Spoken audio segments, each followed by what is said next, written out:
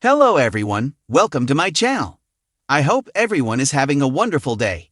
Before starting the video, please go ahead and hit the subscribe button and give this video a like up. A former WWE superstar recently said he doesn't deserve a Hall of Fame induction. The Hall of Fame is WWE's highest honor and is bestowed upon the ones who have impacted the business as few others have. The promotion has inducted a long list of in-ring greats in the Hall of Fame in the past. Wrestling veteran Maven recently did a Q&A session while traveling in his car. Maven was asked if he would accept a Hall of Fame induction if Triple H called him and offered one. Maven's run in World Wrestling Entertainment lasted from 2001 to 2005. He was mostly pushed as a mid-card act and was awarded a brief run in the main event scene. He never won a world title in the company though. Maven's biggest moment in the company came when he eliminated none other than The Undertaker in the 2002 Royal Rumble match. He almost achieved the feat for the second time in the 2003 Royal Rumble match, but the Deadman was careful this time and threw Maven out of the Battle Royale. For many professional wrestlers, being inducted into the WWE Hall of Fame is the pinnacle of recognition, a crowning moment that validates years of grueling effort, sacrifice, and dedication to the industry.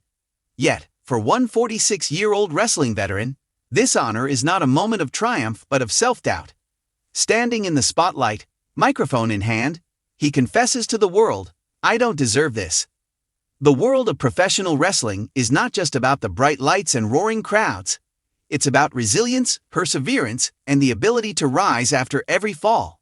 This particular star has seen it all, from sold-out arenas to empty gymnasiums, from headlining pay-per-views to being relegated to dark matches.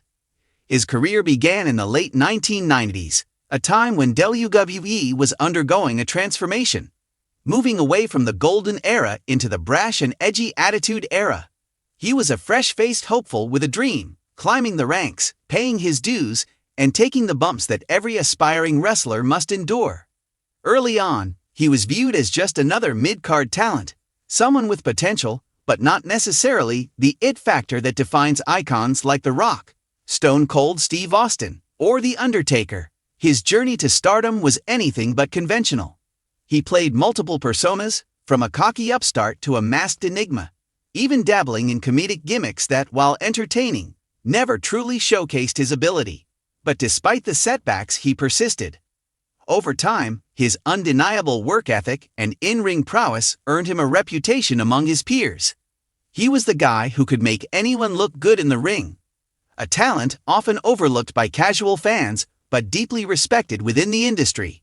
Every wrestler has a defining moment, a storyline or match that cements their legacy. For this 46-year-old star, it came unexpectedly, a dramatic heel turn that took the audience by surprise. In a single night, he transformed from a forgettable mid-carder into one of the most despised villains in WWE. The boos rained down on him, and he thrived in it. His newfound persona brought him championship gold and main event slots. He delivered show-stealing performances, going toe-to-toe with legends and emerging as a must-see talent. His matches weren't just fights. They were storytelling masterclasses, weaving narratives that left audiences emotionally invested. Yet, despite the accolades, there was always an underlying feeling of imposter syndrome. He never saw himself as a Hall of Famer. He wasn't a 10-time world champion. He wasn't the face of the company. He wasn't the guy gracing magazine covers or starring in blockbuster movies. He was, in his eyes, simply a hardworking wrestler who did his job. When WWE announced his Hall of Fame induction, the reaction was mixed. Fans who had followed his career cheered the decision, applauding WWE for recognizing a performer who had given decades to the business. Others questioned it, arguing that bigger names were still waiting for their turn. But no one was more conflicted than the man himself. Standing on that stage, looking out at a sea of faces chanting his name, he couldn't shake the doubt in his heart. He had grown up idolizing the Hall of Fame's legendary figures, Andre the Giant, Shawn Michaels, Ric Flair. Compared to them, he felt like a footnote in wrestling history. "I'm not a legend," he admitted in his speech, voice trembling. "I was never the guy. I never sold out WrestleMania. I never had the longest title reign or the most iconic moments. So why am I here? His speech reignited a long-standing debate. What qualifies a wrestler for the WWE Hall of Fame? Is it championships, longevity, influence, or fan connection?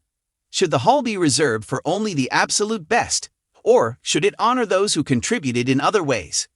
Supporters argue that his induction was well-earned. Not every wrestler needs to be a world champion to be Hall of Fame worthy.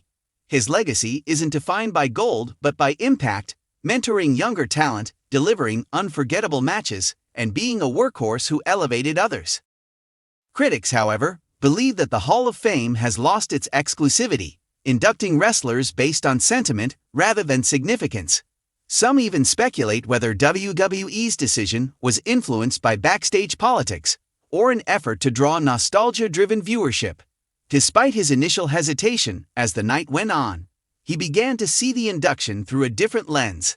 Looking around, he saw fellow wrestlers who had been part of his journey, men and women who knew the sweat, pain, and sacrifice that went into his career. The roaring crowd wasn't cheering out of obligation. They genuinely respected him. Then came a moment that changed everything. A young wrestler, someone who had grown up watching him, approached him backstage and said, "You were my inspiration. You showed me that you don't have to be the biggest name to make it. You just have to love this business."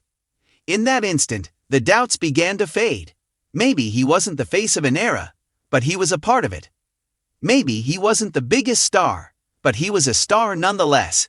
His contributions mattered, not just to WWE, but to the countless wrestlers and fans who saw themselves in his journey. By the end of the night, he held the Hall of Fame ring in his hand and smiled. "Maybe I don't deserve this," he whispered to himself. "But if the people believe I do, maybe that's enough." In professional wrestling, legacies are not always measured by title reigns or marquee matches. Some are defined by passion, perseverance, and the ability to make others believe in the magic of wrestling. The 46-year-old star may never see himself as a Hall of Famer, but his impact is undeniable. As he left the stage, he carried with him not just an award, but an understanding that sometimes the greatest validation doesn't come from personal belief, but from the respect of those who walked alongside you in the ring.